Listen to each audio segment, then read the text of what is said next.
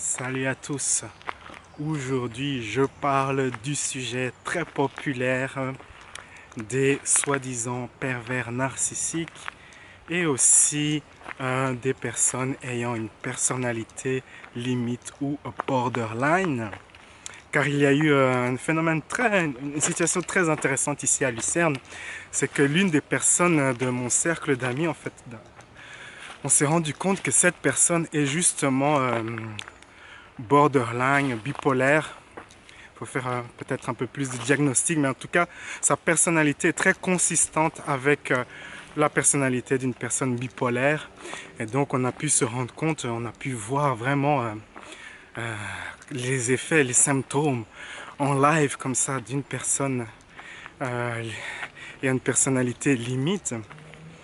Et c'est intéressant dans le sens, je parle de ce sujet, parce que souvent, quand une personne dit « Ok, j'ai rencontré un pervers narcissique » ou « Je suis dans une relation avec un pervers narcissique », sachez que le terme, aujourd'hui, le terme de pervers narcissique est devenu un terme générique qu'on emploie comme ça trop souvent, or que la personne n'est probablement pas un pervers narcissique. Sachez qu'il n'y a que 2% de la population qui souffre de ce trouble de la personnalité. C'est un trouble de la personnalité rare. Avoir une relation comme ça avec une personne qui est vraiment narcissique, c'est pas si évident. C'est très différent que une personne qui a vraiment un désordre narcissique est très différente qu'une personne qui est bipolaire ou borderline ou encore antisociale. Ce qu'il y a, c'est que la plupart du temps, la personne, si vous estimez que vous êtes dans une relation avec une personne qui est un pervers narcissique, il y a de très très fortes chances qu'en fait c'est une personne qui est soit bipolaire ou soit borderline, personnalité limite, ou peut-être aussi trouble antisocial. Alors, avec cette personne ici à Lucerne, on a pu voir comment on peut déduire en fait que les personnes borderline et limite ou bipolaires sont pervers narcissiques. Comment on en vient à ces déductions en fait. Et en fait, comprenez que quand vous êtes avec l'une de ces personnes, essentiellement, cette personne a cet enfant intérieur qui est blessé. Et c'est comme si vous interagissez avec un petit enfant en fait. Et qui a des réactions de petit enfant, qui ne sait pas comment gérer un rapport avec un adulte. Et donc, cette personne va apparaître comme étant manipulateur ou manipulatrice. Je vais venir vraiment à ce sujet-là plus en détail. Donc, comment se comporte une personne borderline? Eh bien, une personne borderline a une très forte peur irrationnelle d'être abandonnée.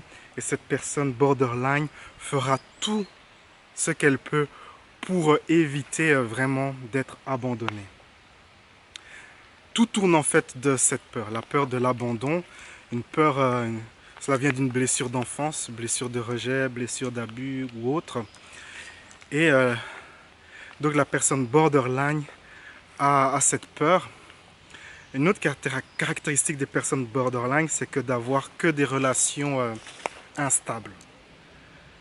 Quasiment la personne borderline n'est pas du tout capable d'avoir de la stabilité dans ses relations, que cela soit avec les amis ou en amour. La personne borderline aussi a une image de soi, un sens de l'identité qui n'est pas très défini en fait, qui est comme ça un peu flou, qui change assez souvent. La personne limite borderline aime souvent faire des comportements à risque aussi également. D'autres caractéristiques de la personnalité borderline limite, c'est d'être impulsif et également de se faire du mal. C'est 10% en fait des personnes borderline limite commettent ou ont fait une tentative de suicide. C'est très élevé, 10%. Le borderline, la personnalité limite aussi, et souvent comme ça des changements d'humeur très brutaux, mais également des crises de colère très fortes et très intenses. Alors si c'est un homme, si la personne borderline est un homme, il y a encore d'autres caractéristiques spécifiques aux hommes. C'est de ne pas supporter la critique, comme ça très mal réagir à la critique. Il y a aussi très spécifique aux hommes, c'est de vouloir absolument tout contrôler dans une relation de couple. Le borderline limite est aussi très jaloux, possessif.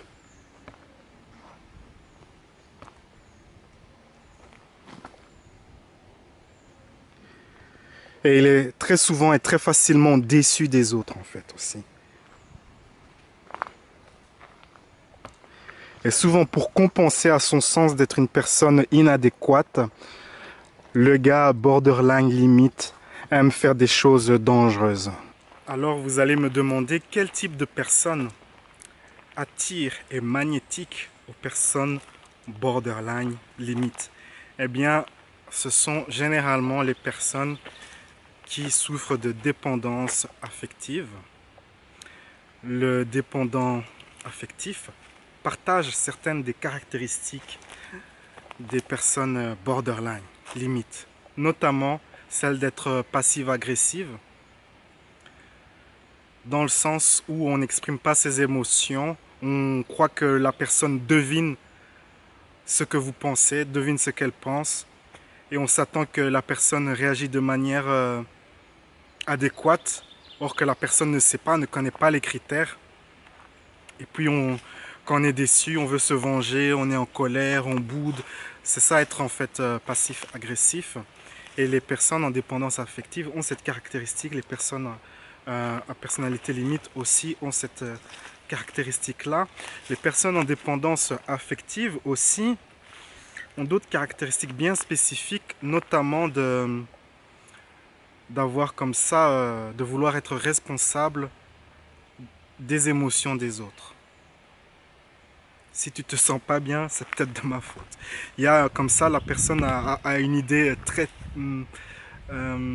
pas très claire des limites, où je commence, où je termine, quelle est la barrière entre moi et les autres. La personnalité comme ça, en dépendance affective aussi, aime prendre soin des autres, veut faire plaisir aux autres, veut sauver les autres.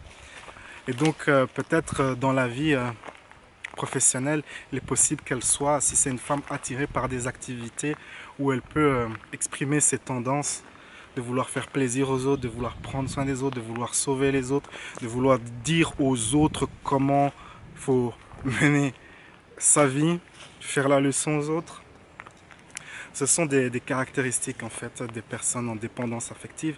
La personne en dépendance affective aime aussi avoir le contrôle des choses. Elle aime avoir le contrôle sur les gens. Elle veut avoir le contrôle car la personne en dépendance affective se sent en sécurité quand elle a cette idée, ce sens qu'elle contrôle les choses, qu'elle contrôle la situation. Encore d'autres caractéristiques de la personne comme ça en dépendance affective, c'est d'être dans le déni et de ne pas se reconnaître, de penser qu'elle est normale et qu'il n'y a pas de problème. Et justement, c'est ça le problème. Si vous avez un problème et que vous pensez que vous n'avez pas de problème, eh ben, il y a vraiment un problème. Et donc la personne aussi en dépendance affective a des poches d'honte de soi-même, a une faible estime de soi, est très réactif. Hein. C'est une personne qui est très réactive dans le sens où elle se sent très vite visée, très susceptible, très vite dans la crédulité. Elle pense que quand une personne exprime son opinion, c'est ok, on parle de moi, c'est sur moi, elle se sent vite visée. Ça aussi, ce sont des caractéristiques des personnes qui ont de la dépendance affective. Et encore une autre caractéristique des personnes ainsi, c'est d'avoir beaucoup de peur. Peur d'être jugé, peur d'échouer, peur d'être rejeté, peur d'être abandonné. La totale en fait. D'où ce que cela vient de l'enfance en fait, d'avoir des parents comme ça peut-être cruels. La personne en dépendance affective était peut-être un enfant et les parents faisaient en sorte qu'elle soit responsable, qu'elle soit bouc émissaire. Bouc émissaire si quelque chose ne va pas bien dans la famille. Puni pour des choses qu'on n'a pas fait.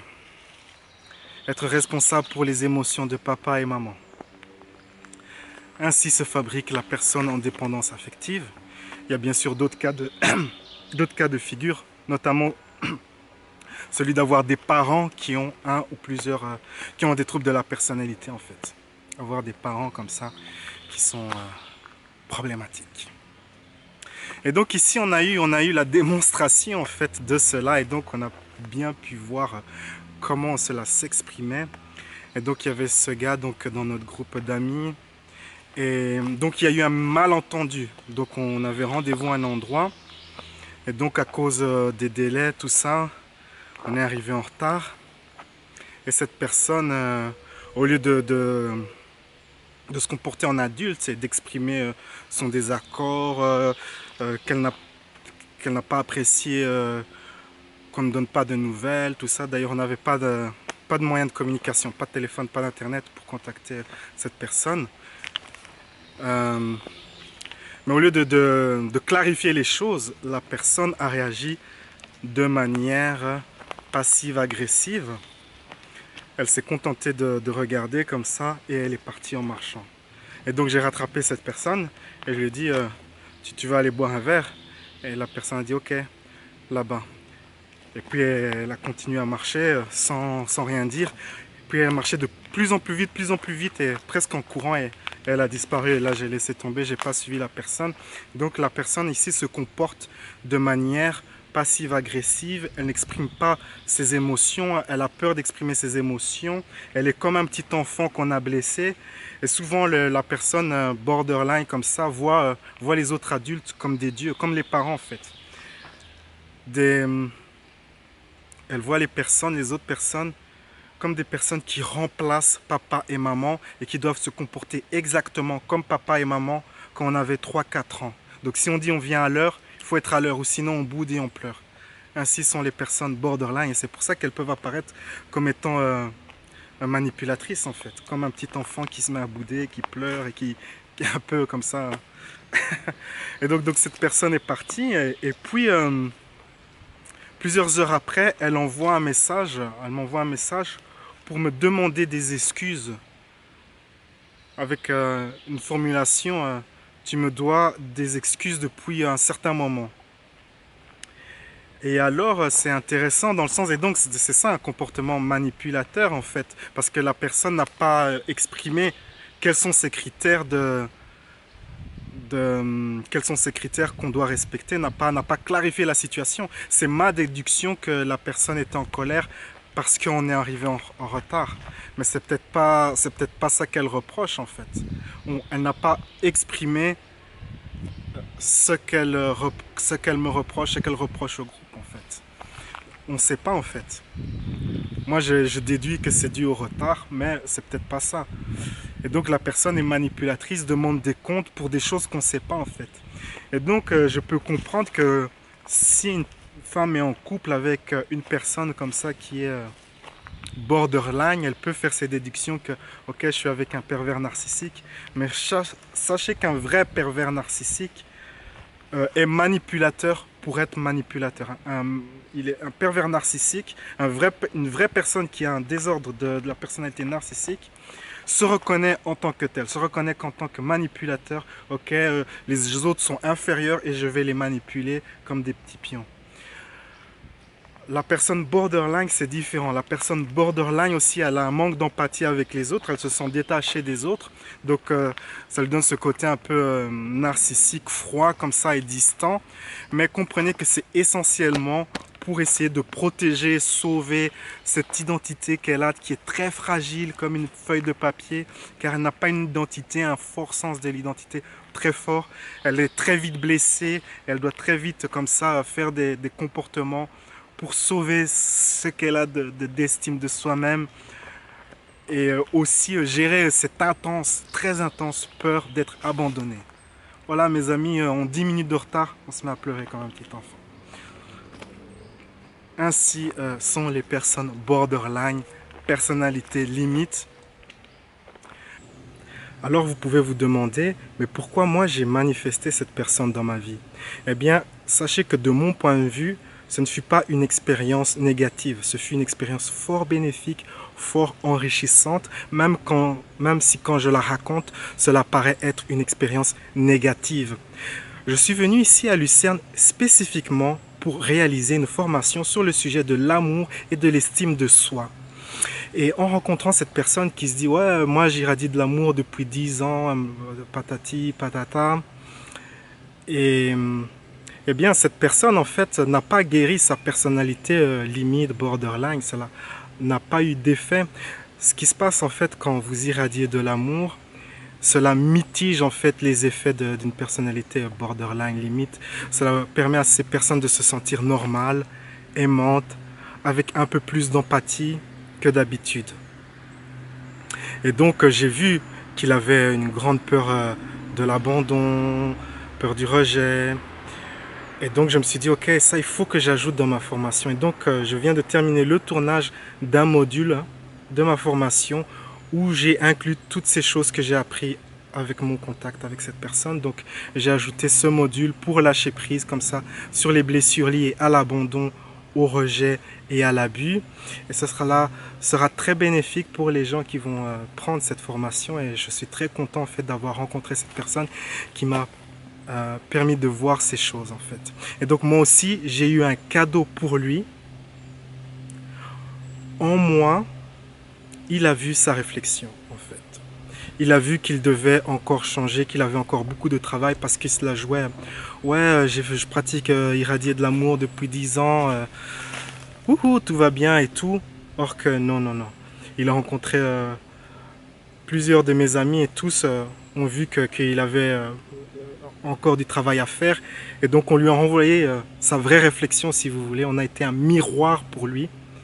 Un vrai miroir. Il s'attendait qu'en nous rencontrant, en rencontrant le groupe de Louis, qui font le groupe de coachs, psychologues, amis de Louis, comme ça, qui font ses enseignements sur l'amour, sur la création de réalité. Lui aussi, il allait devenir, comme nous, nos égaux, un associé.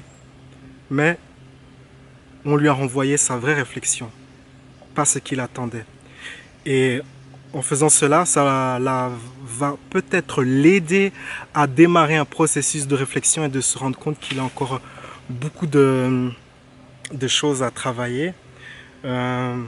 Consistant avec une personnalité borderline, il nous a bloqué sur les réseaux sociaux, il nous a bloqué sur tout ce qui est messageur, toutes ces applications de messages. Donc on n'a plus de contact avec lui, il est vraiment sorti de notre vie. Et c'était pour ça qu'il était rentré dans notre vie, je pense. Pour voir sa réflexion, voir qu'il a encore du travail à faire. C'est aussi le rôle, l'un des rôles des guides spirituels, des spécialistes du développement personnel. C'est comme ça d'agir comme miroir pour leurs élèves. Et donc voilà, je termine cette vidéo. La vie est un voyage, appréciez la balade et on se retrouve dans une prochaine vidéo. Ciao, ciao!